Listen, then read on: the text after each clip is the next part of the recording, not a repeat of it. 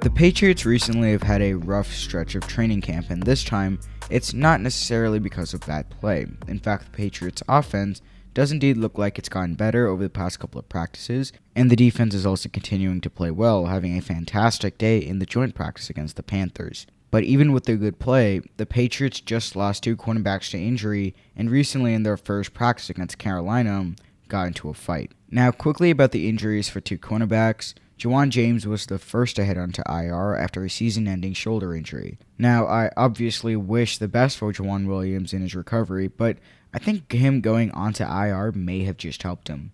See, Williams has struggled in training camp and preseason, especially in the Giants game where he dropped a pick and was burnt for a touchdown. And since being drafted, he hasn't exactly made a name for himself and given the Patriots a reason to retain him. If hypothetically his struggles were to continue into next week, then there would have been a good chance that he could have been released before the season started. Now, maybe he's retained for depth, but at this point in time, we can all agree that he's been a liability in coverage, and so at least for the time being, he's still on the team. Now, the next injury is definitely more significant, and that's Malcolm Butler, the former Super Bowl hero and Pro Bowl corner that just came out of retirement to join the Patriots. He was put on IR after nursing a lower body injury over the past two practices. Now, at the current moment, the injury has not been disclosed, but this one definitely hurts seeing as the Patriots were already quite weak heading into the year at corner. Yes, Jonathan Jones is returning from injury, and Jalen Mills, who is having a fantastic training camp, is still here. But then from there, you only have Terrence Mitchell, Sean Wade, and two rookies in Marcus Jones and Jack Jones. Miles Bryant is there too, but I see him being utilized more on special teams, seeing as that's where he's had more success in practice. And so that really leaves a current group of cornerbacks that, I have to say it, is just simply not as strong as it was last year, even with the lack of J.C. Jackson. There are certainly a lot of new guys. Terrence Mitchell is new, and then you have two rookies that are likely going to have to be starters at some point. It is definitely not the most ideal situation, and so that begs the question, should Bill Belichick go out and sign a free agent cornerback? They have around $6 million in cap space and might be able to restructure some contracts to maybe create $2 or $3 million more. And so should they go out and get a free agent? And I don't think it's a bad idea, even though Bill Belichick likely won't end up doing so. The two notable veterans that are still in free agency that the Patriots could tie for maybe a one-year deal would be Chris Harris or Xavier Rhodes.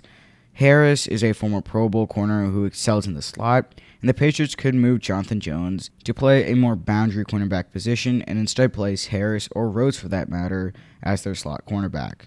Now, neither corner should be called the Patriots' number one, seeing as Belichick doesn't seem to care about that matter, even if Jalen Mills looks to be the guy that's going to end up being the Patriots' number one cornerback. But yeah, with two major losses at cornerback, I don't think that would be a bad idea, even if it was someone like Kevin King, who is also a free agent, just to be signed as a depth piece, because the Patriots could certainly use some depth to lay a little pressure off the two rookies who will likely have to start for the Patriots at some point.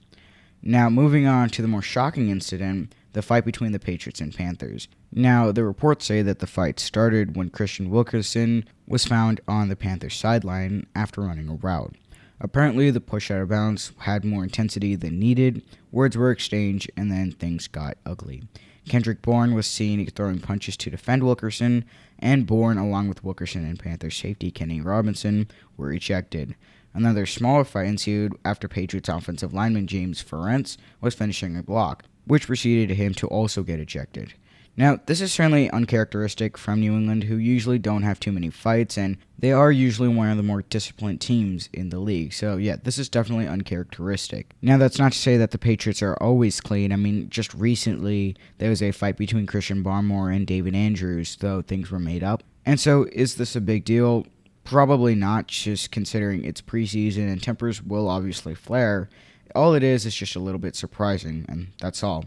Quick note, as I'm editing this episode, there was once again two skirmishes that occurred during practice between the two teams. One with Kenny Robinson and Christian Wilkerson once again. That was rather small, no ejections, but then later in practice, after a big hit on Christian McCaffrey laid by Dietrich Wise, a bigger fight occurred. No punches were thrown, but Wise was kicked out of practice. Again, the fights were rather smaller compared to yesterday, but there is a growing sense that these joint practices are on the verge of becoming counterproductive, which is unfortunate, especially because of the stoppages during each fight. But yeah, that about wraps it up for this episode. Hope you guys enjoyed. Let me know if you guys have any thoughts in the comments down below, and I'll catch you guys later in the next episode. Peace out.